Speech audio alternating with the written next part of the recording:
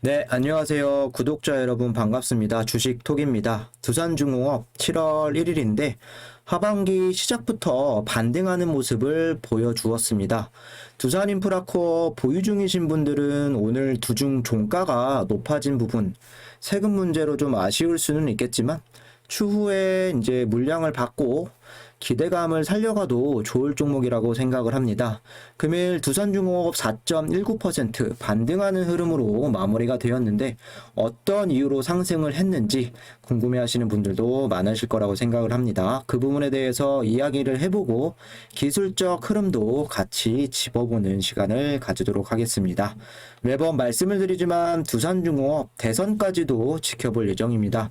관심 있으신 분들이나 중장기 종목 선정하기 어렵다 하시는 분들 필히 영상 끝까지 시청 부탁드리고요. 구독과 좋아요는 저한테 큰 힘이 됩니다. 제가 나아가고자 하는 방향 소통하는 방송인 만큼 지금처럼 댓글 많이 달아주시면 감사하겠고 멘탈 잡고 길게 가져가는 방향으로 갈 생각이니 지속적으로 많은 관심 부탁드리도록 하겠습니다. 그럼 구독, 좋아요 눌러주셨으면 영상 시작을 해보도록 하겠습니다. 두산중공업 분봉 차트인데요. 단타 성향이 많으신 분들은 아마 분봉, 1분봉 자주 보실 겁니다.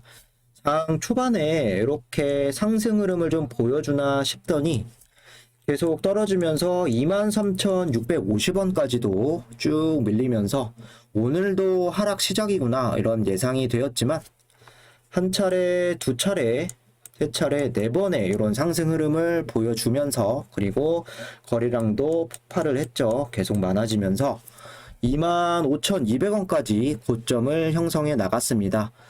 추가적인 상승세도 기대를 해보셨겠지만 아쉽게도 추가 상승폭은 없는 채로 이렇게 마감이 되었는데 장기적으로 보시는 분들은 이렇게 끝나는 것도 나쁘진 않을 것 같습니다. 급하게 올라가는 것보단 조금씩 꾸준하게 이렇게 오르는 모습을 기대하실 수도 있을 것 같은데 어쨌든 두산중공업이 급속도로 상승을 했다.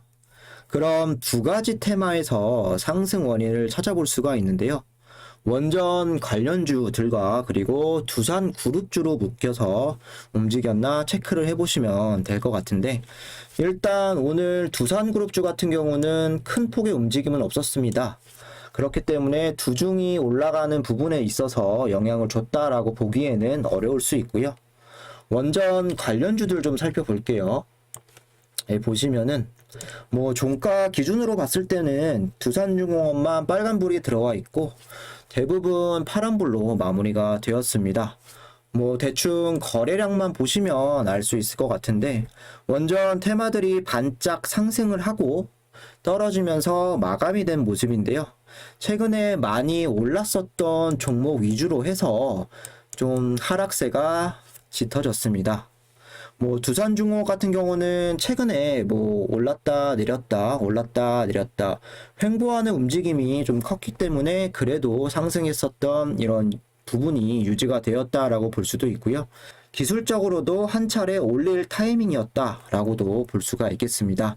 5일선을 뚫고 올라가 주면서 상승세가 유지가 되었다. 우리는 기분 좋게 지켜보면 좋을 것 같습니다. 이 길 추가적인 상승세를 유지를 해주느냐 아니냐 이런 움직임도 상당히 중요할 것 같습니다.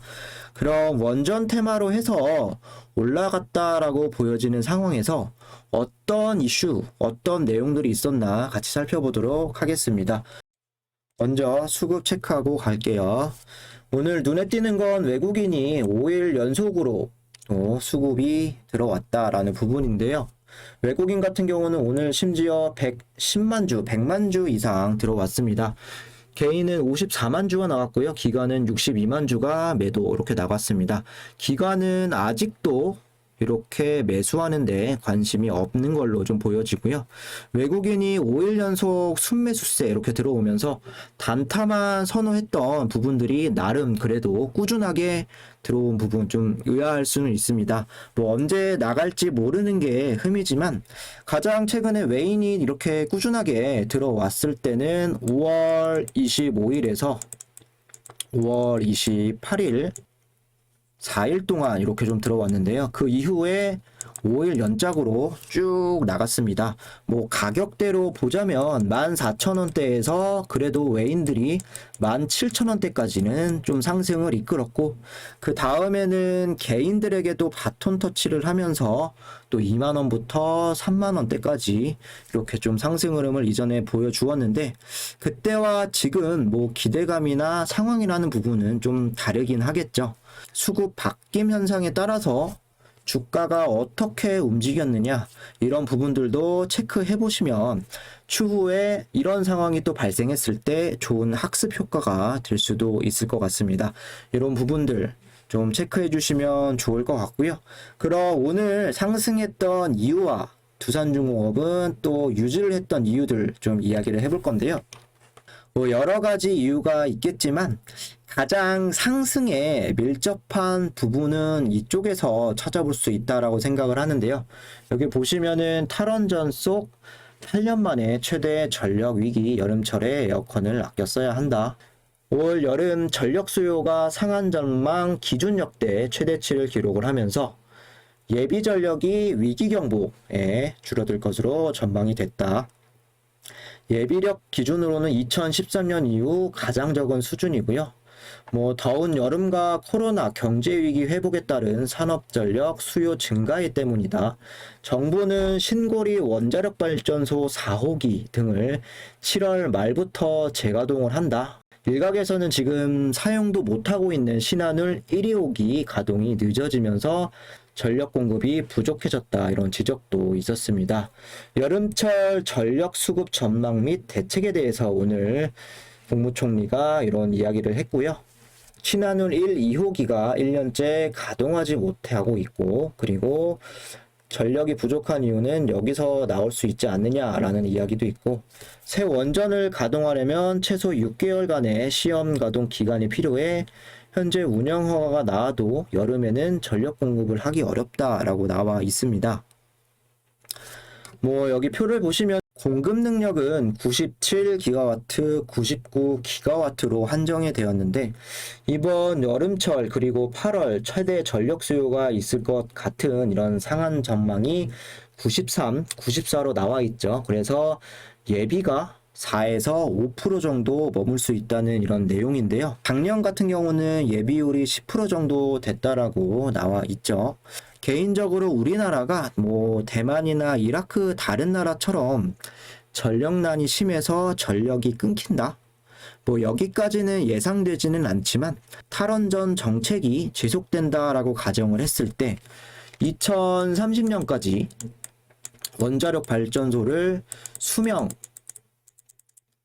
늘리지 않겠다. 그리고 지금 있는 10개 이상 폐쇄를 한다라고 봤을 땐 전력 문제가 될 수도 있을 것 같습니다.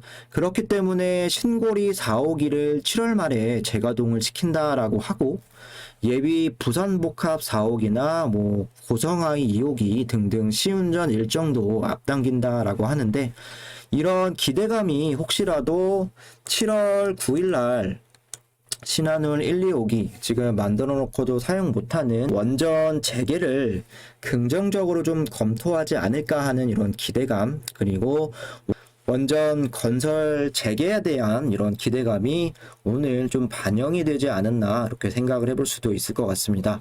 뭐 이뿐만 아니라 최근에 윤석열 이슈로 해서 한 차례 또 원전 테마가 움직임도 있었죠. 하반기에는 탈원전에 대한 정치적인 이슈들로 두산중공업이 엮일 가능성이 농후한데요. 뭐 최근 반대 당이죠. 국민의힘 탈원전 원전 사업에 대해서 책임을 묻겠다, 뭐 대책 특위를 발족을 하겠다, 그리고 계속 문제가 됐었던 월성원전 관련해서 불구속 기소가 오늘 되었습니다. 뭐 여기 보시면은 유력한 대권 주자가 아님에도 불구하고 중단된 신한울 3, 4호기에 대해서 공사를 재개할 거고, 이미 완공되었거나 곧 완공될 신고리 5호, 6호기와 신한울 1, 2호기에 대해서 정상적인 가동이 되도록 조치를 하겠다, 이런 부분들을 이야기를 했는데, 공약대로 모든 게 이행이 되지 않는다라고 해도 이런 이야기들과 분위기가 만들어진다라고 하면 원전 대장격인 두중 얼마든지 부각이 될 수밖에 없다라고 생각을 합니다. 참고적으로 국내 신한울 1호기 다 만들어 놓고 현재 운영을 못하고 있는데요. 대부분 공급자가 뭐 원자로 개통이라던가 압력용기, 뭐 증기 개통, 터빈 등등등 두산으로 다 나와 있죠. 다 이렇게. 똑같이 신고리 5호기처럼 건설이 중단되어 있거나 건설을 재개해야 되는 곳은 우리나라에 4곳이 있습니다. 진행만 된다면 두산이 다 여기 찍힐 겁니다. 그러면 두산중공업이 큰 수혜를 받을 수 있다라는 부분도 사실이 될 수가 있겠죠. 뭐 부수적으로 오늘 해상풍력 관련해서 또 프랑스 관련 소식도 있었고, GS에너지가 두산중공업이 참여한 유스케일 파워에 투자 참여했다라는 소식도 알려줬죠. SMR 소형 원자 모듈 상업화가 속도가 붙을 전망이다. 그리고 속보로 또 경북에 SMR 관련해서 개발 담지 조성하는데 첫 번째로 뭐 통과가 되었다 이렇게 떴었는데, 여러 가지 기대감이 붙어서 다른 종목들과는 다르게 상승세가 크게 꺾이지 않은 모습으로 좀 이해하셔도 좋을 것 같습니다. 어디까지나 제 예상이고 추측성이긴 하지만 일단은 외인 수급이 이렇게 받쳐줬다는 부분, 그리고 기술적으로 올라와 줘야 할 때 잘 올라와 줬다는 부분, 삼박자가 잘 맞았다라고 볼 수도 있겠습니다. 기술적으로 오늘의 반등으로 다시 주가를 5일선 위로 안전하게 올려놓았다. 뭐 언제든 다시 이탈이 나올 수는 있겠지만 장 마감까지 상승세를 버텨줬다. 그리고 동시호가 때 조금 더 올라갔다라는 부분 고무적이라고 볼 수가 있겠습니다. 27,000원 선 저항을 좀 맞고 떨어지는 상황에서 거래량도 같이 이렇게 좀 내려가는 흐름이었는데, 오늘 거래량이 다시 이렇게 1000만 주 이상 양봉 거래량이 나와주면서 마무리되었다라는 부분도 좋은 쪽으로 좀 판단이 될 것 같습니다. 이제는 다시 한번 확인이 되었습니다.